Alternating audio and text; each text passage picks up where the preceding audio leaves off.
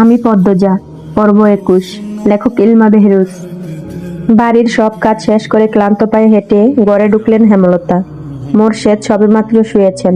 হেমলতা বিছানার এক পাশে কাত হয়ে শুয়ে চোখ বন্ধ করলেন। মোরশেদ হেমলতার দিকে ফিরিয়ে দৃঢ় কণ্ঠে বললেন, দানের মিলটা পাইয়া যাইতাছি। গলা দুর্বল হলেও খুশিতে চোখ চকচক করছে। হেমলতা মৃদু হেসে বললেন, মাতব্বর কি যৌতুক দিচ্ছেন? সে কইতে পারো। সে আমারে কি কইছে জানো? কি কইল শোনো মোরশেদ। আচ্ছা আগে হুনো, আমি কিন্তু শহরের বাসায় কইতে পারুম না, আমি আমার গ্রামের বাসায় কইতাছি। মোরশেদের কথা বলার ভঙ্গি দেখে হেমলতা আওয়াজ করে হাসলেন। বললেন, যেভাবে ইচ্ছে বলো। মোরশেদ খেক করে গলা পরিষ্কার করে বললেন, কইল হনো মোরশেদ, এই মোরল বাড়ি হইতাছে একটা বিল, যে বিলে একটাই পদ্ম ফুল আছে। এই পদ্ম ফুলটার জন্যই এই বিলটা এত সুন্দর, আর আমি সেই পদ্ম ফুলটারে তুইলা নিয়ে যাইতাছি। এই বিলে পদ্ম ফুলটার চেয়ে দামি আর সুন্দর কিছুই নাই, তাই আমার আর কিছু লাগবো না। বিনিময়ে আমি এই খালি বিলটারে দানের মিল দিয়া দিলাম। বুঝলা লতা? মাতব্বর মানুষটা সাক্ষাৎ ফেরেশতা, মন দয়ার সাগর।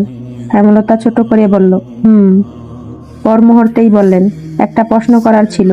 মোরশেদ বুড়ো উঁচিয়ে জিজ্ঞাসু দৃষ্টিতে তাকান। হেমলতা উঠে বসে বললেন, লিখনকে মনে আছে? সে কি তোমাকে বিয়ের প্রস্তাব দিয়েছিল? মোরশেদ লেশ মাত্র অবাক হলেন না, দায় সারাভাবে বললেন, এতদিনে জানলা? আমি মনে করছি কবেই জান্না ফেলাইছ। আমি তো আর সব জানতা নই, আমাকে বলনি কেন? বললা কি হইতো? সেরি দিয়া দিতা? আর সেরাটা নায়ক, কত সেরির লগে ঘষাঘষি করে। সেরিগুলাও নষ্টা, নষ্টাদের সঙ্গে চলে এই সেরায়।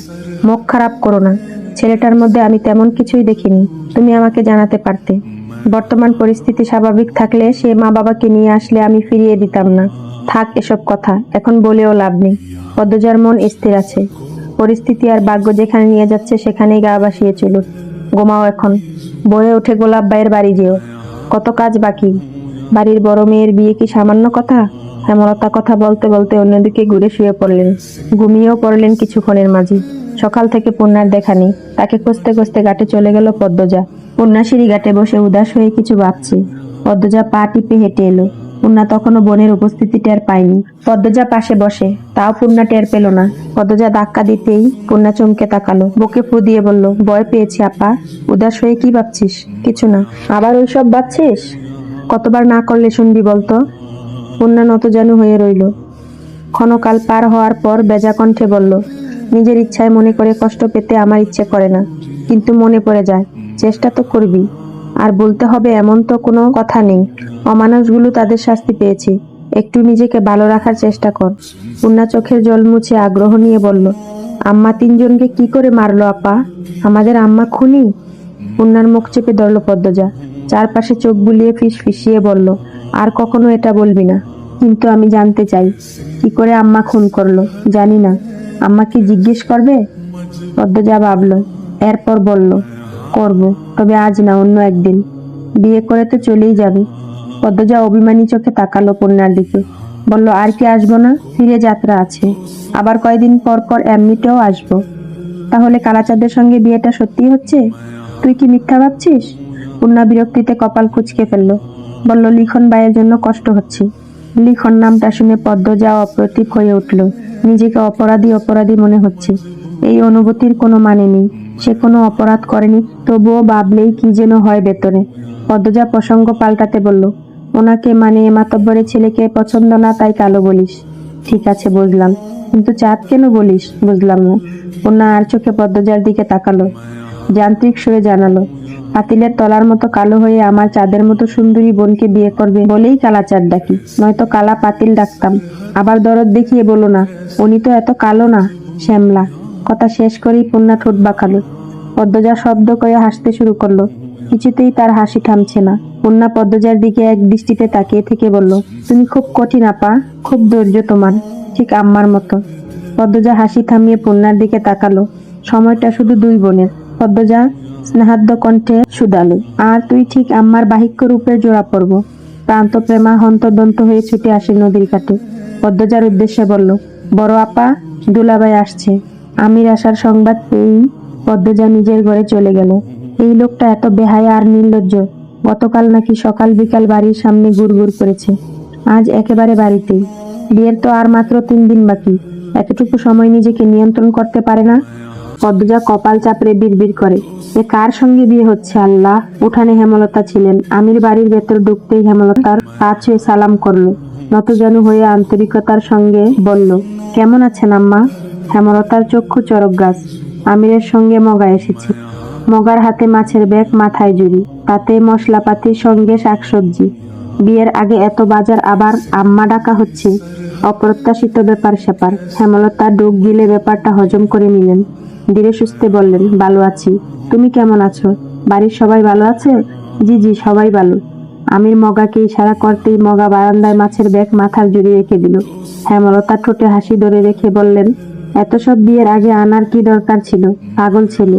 আমির হেসে নতজানু অবস্থায় বলল, এমনি। যাও ঘরে গিয়ে বসো। আম্মা।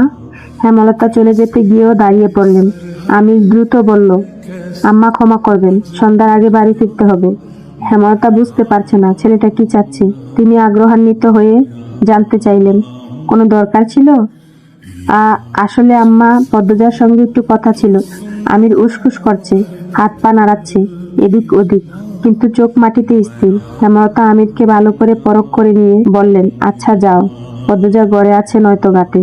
অনুমতি পেয়ে ব্যস্ত পায়ে হেঁটে ঘরের দিকে চলে গেল আমির।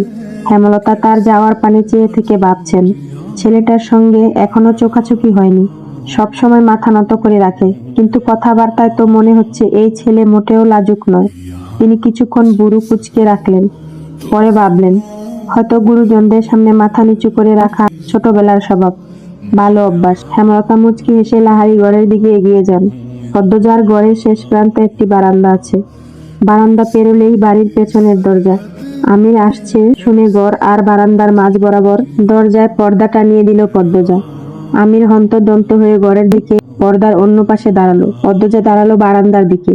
পর্দার কাপড় পাতলা ও মসৃণ, তাই পদ্মজার অবয়ব স্পষ্ট দেখতে পাচ্ছে আমির। তীর তীর করে বাতাস বইছে, সেই বাতাসে পদ্মজার কপালে ছড়িয়ে থাকা চুলগুলো অবাধ্য হয়ে উঠছে। আমির ডাকলো, পদ্মজা।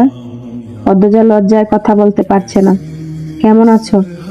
ভালো, আপনি? ভালো। বেশ কিছুক্ষণ নীরবতা। পদ্মজা বলল, কি বলবেন বলুন। সঙ্গে সঙ্গে আমির বলল, মায়া ভরা চোখগুলো দেখার সৌভাগ্য কি হবে? আমিরের কণ্ঠে আকুতি, তৃষ্ণা। পদ্মজার পীড়া লাগছে। বেহায়া মানুষ বড়ই বিপজ্জনক। সে পালানোর জন্য পা বাড়াতে আমির হৈ হৈ করে উঠল, কসম লাগে পালাবে না। পদ্মজা মাথার ওড়না টেনে নিয়ে বলল, প্রয়োজনীয় কথা থাকলে বলে চলে যান। তাড়িয়ে দিচ্ছ? ছি না, তোমায় না দেখলে আজ আর প্রাণে বাঁচব না। রসিকতা করবেন না, কাউকে না দেখে কেউ মরে না। পদ্মাবতীর রূপ যে পুরুষ একবার দেখেছে, সে যদি বারবার না দেখার আগ্রহ দেখায়, তাহলে সে কোনো জাতেরই পুরুষ না। একবার দেখা দাও, কসম লাগে। বারবার কসম দিয়ে ঠিক করছেন না। আচ্ছা, কসম আর কসম দেব না, একবার দেখা দাও। পদ্মজার দুই ঠোঁট হা হয়ে গেল। কি বলে মানুষটা? কসম করেই বলছে আর কসম দিবে না। আমির ধৈর্যহারা হয়ে বলল, পদ্মাবতী, অনুরোধ রাখো, এভাবে বলবেন না, নিজেকে ছোট লাগে। পর্দা সরাবো? পদ্মজা ঘামছে, বাতাসে অস্বস্তি, নিঃশ্বাসে অস্বস্তি, তবুও সায় দিল। আমির পর্দা সরিয়ে খুব কাছ থেকে পদ্মজাকে দেখতে পেল। কালো রঙের সালোয়ার কামিজ পরেছিল, সিতির মাঝ অব্দি ঘোমটা টেনে রাখা। পদ্মজা চোখ তুলে তাকাতেই আমির বলল, জীবন ধন্য। আমিরের কথা বলার ভঙ্গি দেখে পদ্মজা হাসি সামলাতে পারল না, অন্যদিকে মুখ ঘুরিয়ে হাসল। আমির বলল, এ মুখ প্রতিদিন ভরে দেখব, আর প্রতিদিনই জীবন ধন্য হবে। এমন কপাল কয়জনের হয়? পদ্মজা কিছু বলল না। আমির আবেগে আপ্লুত হয়ে বলল, আমার ইচ্ছে হচ্ছে তোমার হাতে খুন হয়ে যাই। পদ্মজা চমকে উঠল, বিস্তৃত কণ্ঠে বলল, আপনি পাগল? আমির কণ্ঠ খাদে নামিয়ে ফিসফিসিয়ে বলল, তোমার উপস্থিতি আমার নিঃশ্বাসের তীব্রতা কতটা বাড়িয়ে দিয়েছে টের পাচ্ছ? পদ্মজা দূরে সরে গেল। মনে মনে বলল, আল্লাহ, আমি পাগল হয়ে যাব। এ কার পাল্লায় পড়লাম? জ্ঞান বুদ্ধি লাজ লজ্জা কিছুই নেই, অথচ মুখে বলল পেয়েছি, এবার আসি। আমিরকে কিছু বলতে না দিয়ে পদ্মজা বারান্দা ছাড়ল। বাড়ির পেছনে মগাকে পেয়ে তার পথ আটকে বলল, মগা ভাই। মগা সব দাঁত বের করে হাসলো, বলল, যে ভাবিজান। মগার মুখে ভাবি ডাক শুনে পদ্মজা বিরক্ত হলেও প্রকাশ করল না। বিরক্তি লুকিয়ে বলল, লিখন সার কথা আপনি ওনাকে বলেছেন?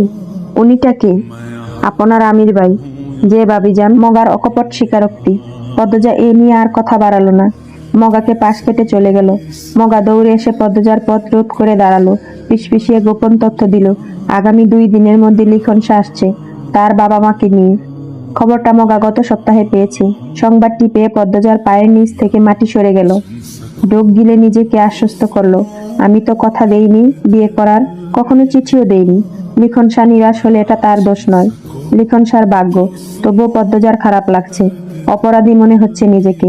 জীবনে আবার কি নতুন কিছু ঘটতে চলেছে? বুক ধড়ফড় করছে। ঘাটের সিঁড়িতে জিম মেরে বসে রইল পদ্মজা।